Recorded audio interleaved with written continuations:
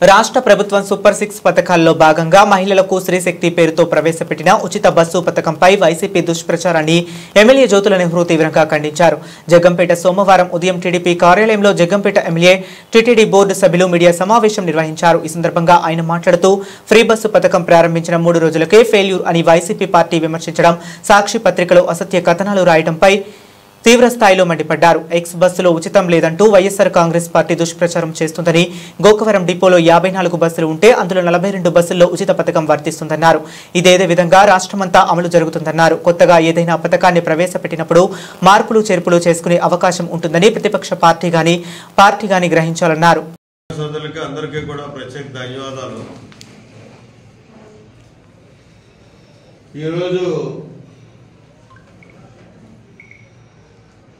Press meet పెట్టడానికి ముఖ్య కారణం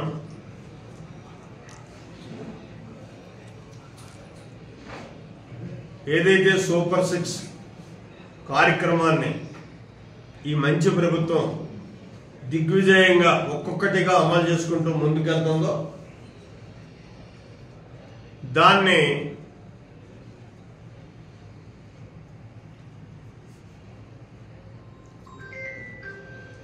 భరించలేక అమలు జరుగుతున్నటువంటి విధానాన్ని కానీ అమలు చేస్తున్నటువంటి పరిస్థితులను కానీ తట్టుకోలేక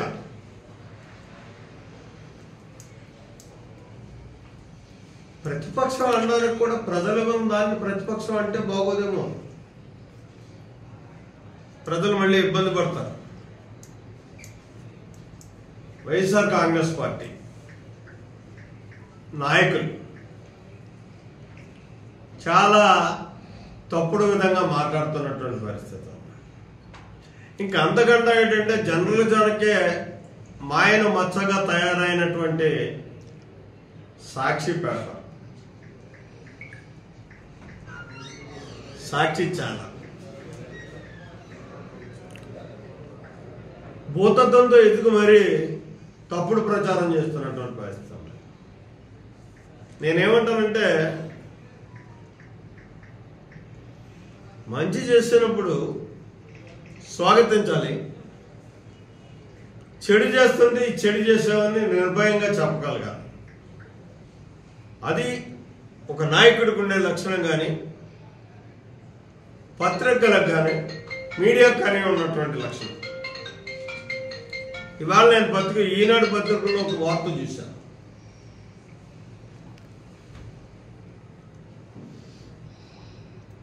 చాలా నిర్భయంగా రాశారు.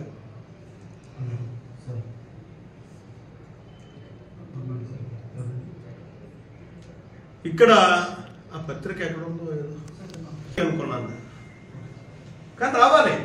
That is journalism. ఎందుకంటే మనకు కావాల్సినటువంటి అవసరాలను ఏదైతే చూపెట్టగలిగినప్పుడే, మనం చేయలేనటువంటి పని చూపెట్టగలిగినప్పుడే దాని మీద మనం మరింత శ్రద్ధ తీసుకుని ముందుకెళ్ళేటటువంటి పరిస్థితి ఉంటాం. ఆంధ్రజ్యోతిలోనే చూశాను, ఏదైతే పుష్కర ఎత్తిపోతల పథకం గురించి, ఆ నీరు వ్యవహారం గురించి రాసినటువంటి పరిస్థితి. అలాగే రోడ్ల గురించి, రోడ్ల గురించి చూపెట్టారు. అదే రకంగా ముంపు గురవుతున్నటువంటి దీని మీద చూపెట్టారు. ఇవన్నీ చేయాల్సినటువంటి అవసరం ఉంది, చూపెట్టాల్సినటువంటి బాధ్యత ఉంది. ప్రధానంగా జ్యోతుల నెహ్రూ గారు వెళ్ళి రిబ్బన్ కట్టించేసినట్టు చెప్పడం గొప్పతనం కాదు. జ్యోతుల నెహ్రూ వెళ్ళకపోయినా సరే అక్కడ సమస్యను గుర్తించి పత్రికలు కానీ మీడియా కానీ చెప్పగలగాలి. అదే మన మిత్ర పేపర్ని కూడా తిరిగేసి చూశాను. ఎక్కడ ఆ వార్త అయితే ఎవరైనా రాయొచ్చు, కనపడలేమని నాకు దురదృష్టం. సరే, అది విధానం. ఇక్కడ నేను క్లియర్గా చెప్పబోయేది ఏంటంటే, చాలా మంది పెద్దలు వైఎస్ఆర్ కాంగ్రెస్ పార్టీకి సంబంధించినటువంటి నాయకులు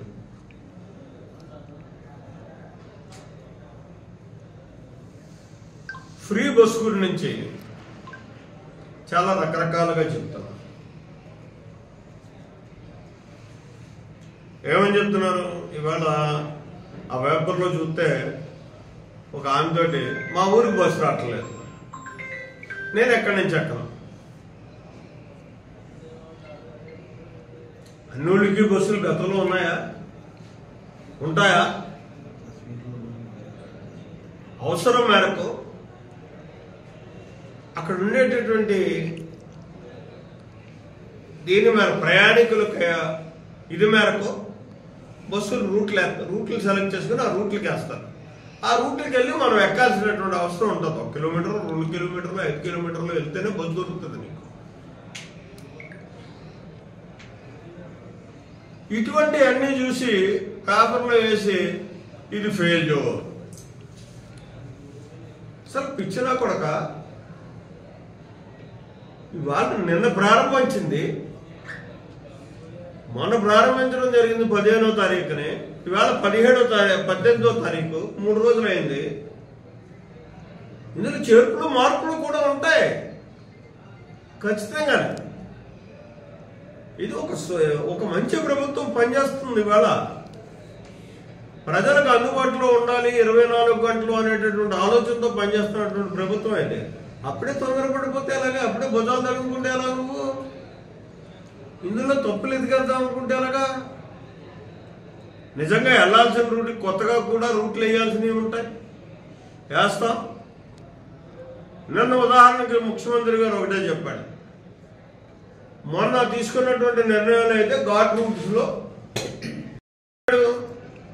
ముఖ్యమంత్రి చెప్పలే ఘాట్ రూట్స్ లో ఫ్రీ లేదని, అధికారులను నిర్దేశించారు. అది కరెక్ట్ కాదు. రాష్ట్రం అంతా ఫ్రీ అన్నాడు. ఇక్కడ రాష్ట్రం అంతా ఫ్రీ అన్న తర్వాత ఇంకా అడ్డే ఉంది. మొన్న అధికారుల నిర్ణయమో లేకపోతే అక్కడ ప్రభుత్వ నిర్ణయం తీసుకున్న తర్వాత అక్కడికి కూడా అవసరం ఉంది, ఘాట్ రూట్ నుంచి కూడా మనం ప్రయాణం చేసే వాళ్ళు ఉంటారు కాబట్టి వాళ్ళకి కూడా ఫ్రీ ఇవ్వాలనుకున్నాడు. ఆయన అనౌన్స్ చేశాడు మళ్ళీ. అలా ఇంకా దీన్ని 1 నెల 2 నెలల దాకా కూడా ఇందులో సర్దుబాట్లు ఉంటూనే ఉంటాయి. రెండోది, ఒక పెద్ద మనిషి అంటాడు ఎక్స్ప్రెస్ సరిగ్గా ఇవ్వలేదు. మా డిపోలో చూసుకున్నట్టయితే 3 బస్సులు 3 రకాల బస్సులకే ఇచ్చారు. 3 రకాల బస్సులకి ఇవ్వడం ఏంటండి? గోకవరం బస్సు డిపోలో 54 బస్సులు ఉంటే వస్తుంటే 54 బస్సులు అక్కడి నుంచి ప్రయాణం స్టార్ట్ అవుతుంటే 54లోని 42 బస్సులు ఫ్రీ బస్సులుగా వెళ్తున్నాయి మహిళా సోదరి బళ్ళకి.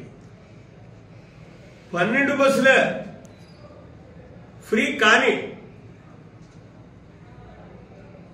అవి అంతర్రాష్ట్రాలకు వెళ్ళాయి కాబట్టి తర్వాత సూపర్ డీలక్స్లు ఇటువంటి వాటిలో ప్రయాణం ఏం చేయాల్సిన పని లేదు. మనం చేసేది 50 కిలోమీటర్లు 60 కిలోమీటర్లు మ్యాక్సిమం ఉంటూ 100 కిలోమీటర్లు వెళ్తాం. నువ్వు 100 కిలోమీటర్లకి సూపర్ డీలక్స్ ఎక్కేయాలని ఏ సోదరి మళ్ళీ కోరుకోదు. నేను పత్రికలో చూశాను, 1110 రూపాయలు నాకు లబ్ధి చేకూరింది నా కుటుంబానికి, నేను విజయవాడ వెళ్తుంటే అని చెప్పి అంబాజీపేట నుంచి. ఆ ఫ్యామిలీ ఎంత ఆనందంగా ఉంటుందండి.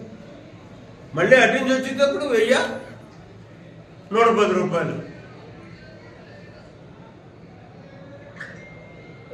ఇవన్నీ కలిపితే ఏమన్నా నువ్వు మొయ్యలేనంత భారం జరగట్లే. ఇవాళ మా అంచనా ప్రకారం అయితే 1942,000 కోట్ల రూపాయలు, 1942 కోట్లు సంవత్సరానికి మనం ఆర్టీసీకి ఫ్రీ బస్సు వల్ల సమర్పించేది. ఒకవేళ పెరిగితే 2,500 అవుతుంది. ఇది ఎవరికి ఇస్తున్నాం? ప్రజలకు అందుబాటులో తీసుకెళ్తాం, ప్రజలకు ఇస్తున్నాం. ఇదే పని ఎక్కేసి తిరిగేస్తారా? ఈ 10 రోజులు ఉన్న ఒత్తిడి కూడా 11వ రోజుకు దొరుకుతుంది. ఢిల్లీ వెళ్తున్నాడు, రాజకీయ నిర్ణయాలు తీసుకోవడానికి వెళ్తున్నాడు. జగన్మోహన్ రెడ్డిని అరెస్ట్ చేసేయడానికి వెళ్తున్నాడు. అరెస్ట్ చేయడానికి పర్మిషన్ తీసుకోవడానికి వెళ్తున్నాడు. ఒకటి పర్మిషన్ ఏంటి? దానికి పనేంటి? చట్టం దాని పని చేసుకుంటుంది. లోకేష్ చెప్పక్కర్లేదు, లోకేష్ ప్రయత్నం చేయక్కర్లేదు, చంద్రబాబు నాయుడు చూడక్కర్లేదు, నేను అడక్కర్లేదు. కాదు, నిజంగా అరెస్ట్ చేయాల్సినటువంటి పరిస్థితి చట్టంలో ఉంటే, ఆ కేసులో ఉంటే ప్రేమ పంపించి దాన్ని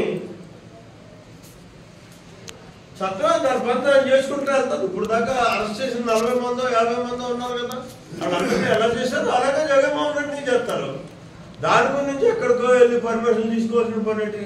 అతను వెళ్ళేది ఎందుకు వెళ్తున్నాడు? ఇవాళ చాలా క్లియర్గా చెప్పాడు కదా, పలానా మంత్రిని వెళ్తాను, పలానా మంత్రిని వెళ్తాను, పలానా మంత్రిని వెళ్తాను. 4-5 మంత్రులు కలిసి అక్కడ ఉన్నటువంటి పరిస్థితుల మీద, మనకు కావాల్సినటువంటి అవసరాల మీద మాట్లాడుతాను అని చెప్పేసి అతను క్లియర్గా వెళ్తాడు. జగన్మోహన్ రెడ్డి లాగా ముసుకుని వెళ్ళా ఢిల్లీ ఎందుకు వెళ్తున్నాడో తెలిసింది కాదు, ఎందుకు వస్తున్నాడో తెలిసింది కాదు. ఢిల్లీ వెళ్ళినప్పుడల్లా పెద్ద క్వశ్చన్ మార్క్, కేసులు ఆఫ్ చేసుకోవడానికి వెళ్తున్నాడు. అదే నిజమైంది. ఆగిపోయాయి కదా కేసులు, అలాగా పొందులో పడ్డా. అదే చేసుకున్నాడు తప్పి ఈ రాష్ట్రానికి ఏమీ చేయలేదు కాబట్టి జనం చేయన్నారు. కానీ వాళ్ళు లోకేష్ కానీ చంద్రబాబు నాయుడు కానీ వెళ్ళి దేనికి వెళ్తున్నారు? వెళ్ళేటప్పుడు చెప్తున్నారు, వచ్చిన తర్వాత చెప్తున్నారు ఏం జరిగిందో. ఇది ప్రజాస్వామ్యం. నేనేమండి దాచిపెట్టుకోవడానికి. నేను విజయవాడ వెళ్ళి చంద్రబాబు నాయుడు దగ్గరికి వెళ్ళాను అనుకోండి, కలిసినప్పుడు ఖచ్చితంగా వచ్చి ఎప్పుడు చెప్పలేను. ఇక్కడ ఏదో ఉందంటే అది పర్మిట్ ఇచ్చేయండి నాకు, నేను చేస్తానంటే మరి చెప్పలేను. నేను వెళ్ళి పుష్కర్ కాలం కావాలనో లేకపోతే ఇంకొక హై స్కూల్ కావాలనో ఇంకొక అంటే ఇది కావాలనో అడిగినప్పుడు దాన్ని వచ్చి మీతో చెప్పడానికి నాకు భయమేమో. అదే ఈవేళ లోకేష్ చేసేది. ఇవాళ ఢిల్లీ వెళ్తున్నాడు, వెళ్ళి అక్కడ 4 మంత్రులను కలుస్తున్నానని చెప్పేసి ఒక ప్రోగ్రాం ఇచ్చాడు. దానికి సెలవులో పొలవులో వెళ్ళేసి జగన్మోహన్ రెడ్డిని మూసేయడానికి. జగన్మోహన్ రెడ్డిని మూసేయడానికి పెద్ద పోటుగడా? అతను పోటుగడో కాదో తెలిసిపోలేదన్న బాబు నిన్న.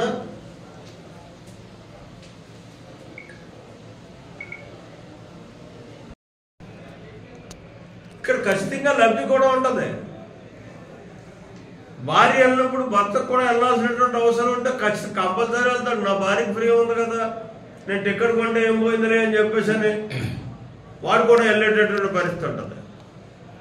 అది లేనప్పుడు ఏం చేస్తాడు? నువ్వు నేను వెళ్ళి వచ్చేద్దాంలో ఒక టికెట్ సరిపోద్ది అనుకుంటాడు. దానివల్ల కూడా ఆర్టీసీకి లబ్ధి చేకూరేటటువంటి పరిస్థితి ఉంటుంది. దీనివల్ల ఏమి ఇది వ్యాపార సంస్థ కాదు, ప్రభుత్వం అంటేనే మనకు నష్టం జరిగేటటువంటి పరిస్థితి లేదు. అయితే ఒకటే, ఈ పిచ్చిన కొడుకులకు నేను చెప్పేది ఏంటంటే, తొందరపడి ఒక పథకం మీద ఒక నిర్ణయం తీసుకోకండి.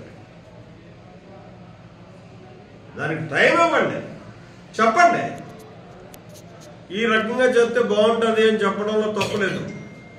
అది చెప్పటంలే ఫెయిల్యూర్ పెద్ద అక్షరాలతో రాయాలి. ఎక్కడ ఫెయిల్యూర్ అయిందండి?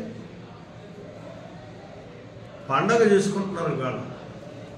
ఆర్టీసీ బస్సులు చూస్తుంటే కళకళ రాడుతున్నాయి. అదే కాదు, ఇవాళ గౌరవ ముఖ్యమంత్రి గారు ఒక ఇది ఇచ్చాడు.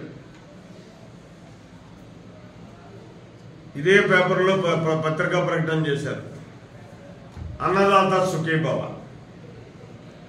ఈ అన్నదాత సుఖీభావకి ఎవరికైనా రానటువంటి వాళ్ళు ఉన్నట్టయితే మళ్ళీ మీరు అర్జీలు పెట్టుకోండి. ఒక టైం బాండ్ ప్రకారం టైం కూడా ఇచ్చాడు.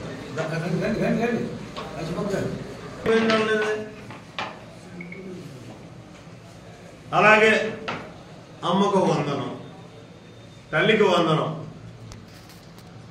దానికి ఒక టైం ఇచ్చాం. ఎవరికైనా రానోళ్ళు ఉన్నట్టయితే మళ్ళీ రెట్టిఫై చేసుకోండి. అందరికీ చందాలు అనేటటువంటి తపంతో పనిచేస్తున్నటువంటి ప్రభుత్వం ఇది. కాబట్టి ఒక టైం పాటు అమలు చేసేసాం, అమ్మ అయిపోయింది అని చెప్పి చేతులు దులిపెట్టలే. ఎవరికైనా అందనోళ్ళు ఉన్నట్టయితే అర్హత ఉంది వాళ్ళకి అందించేటటువంటి ప్రయత్నం చేస్తున్నాం. ఇది నిజమైనటువంటి సంక్షేమ ప్రభుత్వం అని చెప్పగలం. ఇంకా జగన్మోహన్ రెడ్డి గారు మాట్లాడే విధానం కానీ తీరు కానీ చూస్తే నేను పులివెన్ సాక్ తోటి ఏం మాట్లాడుతున్నాడో కూడా తెలియనటువంటి పరిస్థితి.